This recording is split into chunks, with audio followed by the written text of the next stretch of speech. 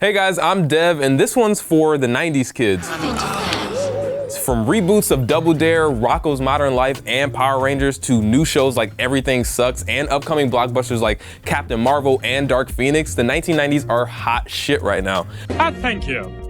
We've lived through plenty of retro resurgences, but this 90s revival could be bigger than anything that came before. Today, I want to talk about why the time is right for 90s to return, what makes our nostalgia for the era so powerful, and how it could become the last time we see such a unified obsession with a single moment in time.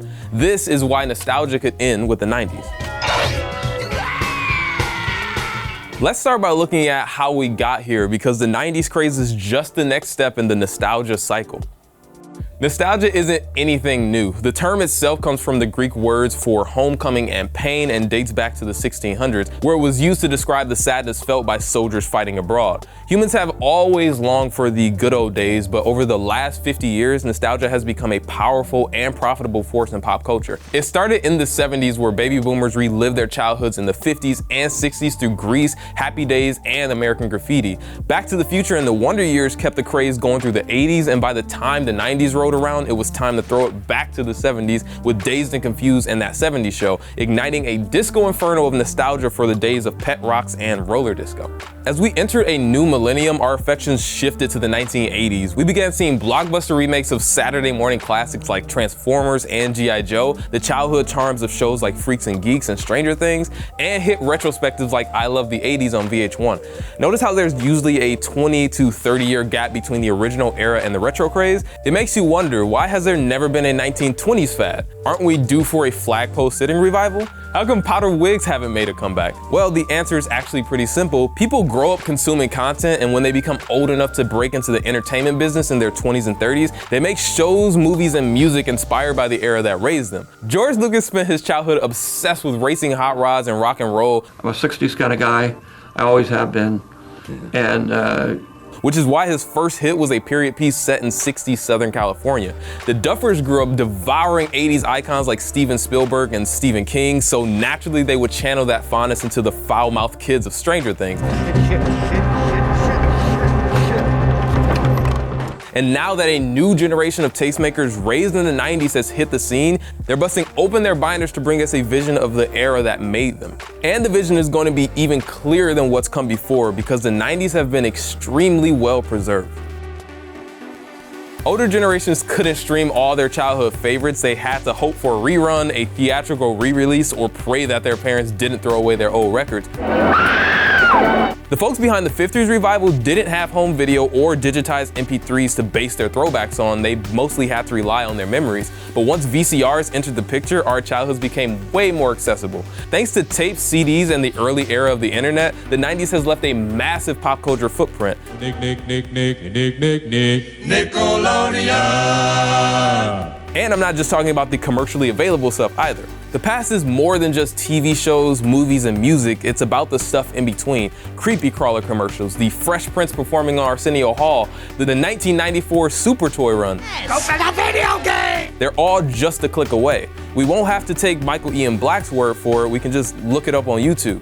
Kids who set their VCRs to tape Snick and left it going all night have become accidental historians, capturing a unique moment in time that's more complete than any Blu-ray release or album remaster. Saturday night has arrived, and Saturday night belongs to Snick. Creators of 90s throwbacks will be able to paint a more perfect picture of the era than ever before, but that's also a double-edged sword. The power of nostalgia is in our own imperfect memories. We can't remember every single detail of our past, but nostalgia isn't about the details, it's about the experience. It's about how those times felt, not how they actually happened. It's that one song on your CD that never played because of scratches, the fuzzy static on the Rocket Power episode because you taped over an old TV movie, the invisible dust on your Nintendo cartridges you knew you could get rid of if you just blew hard enough, which you shouldn't do because moisture and spit and all that shit, just going into it. Because spit and motherboards don't mix well. But as technology improves, future generations won't have to think back and remember how they felt as kids. They can just dig up their old Facebook post and see for themselves. We can binge all our childhood favorites in glorious 4K and trade in our faded old photo albums for thousands of JPEGs in the cloud. When we can see our past with every ugly detail, our rose-colored glasses become a lot more clear. Take 'em on. Stop! Time will tell if our online archives will kill the fondness for days gone by, but nostalgia faces an even bigger threat in the years to come: the death of the monoculture. The digital revolution is keeping the past alive, but as the internet became more embedded into our lives, it allowed us to create our own pop culture bubbles. Before the internet, people didn't have nearly as much choice about what content they consumed. You watched whatever was on the few channels your antenna could receive, saw movies when they were in theaters and then never again, and listened to the songs that were popular enough to be on the radio. Happy, happy, joy, joy, happy, happy, joy, joy, happy, happy, joy, joy, happy, happy, joy. Then 20 years later, when the retro craze hits, it hits hard because most people experience the same things. American Crime Story was a phenomenon because everybody watched the O.J. Simpson case. Nicktoons are a hot commodity because there weren't that many other good cartoons for kids to watch back then. And Jurassic World made bank because Jurassic Park was the movie to see in 1993.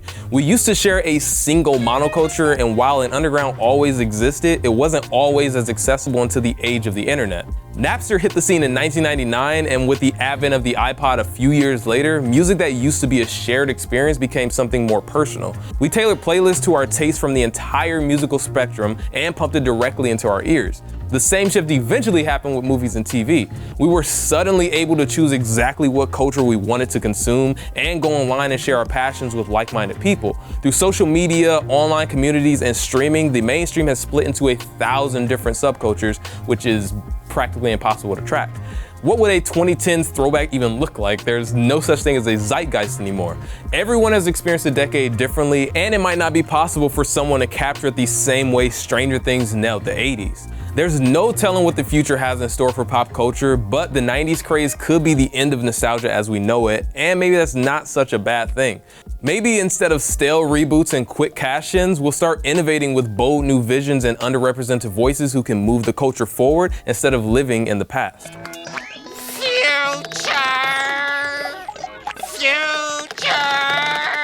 Hey y'all, thanks so much for watching this video. What are your thoughts on the 90s being the final era of nostalgia? Do you agree, or do you think we'll be looking back in another decade at the fidget spinners and hoverboards and the vines of today? Let us know in the comments below, and as always, please subscribe to Now This Nerd. Thank you.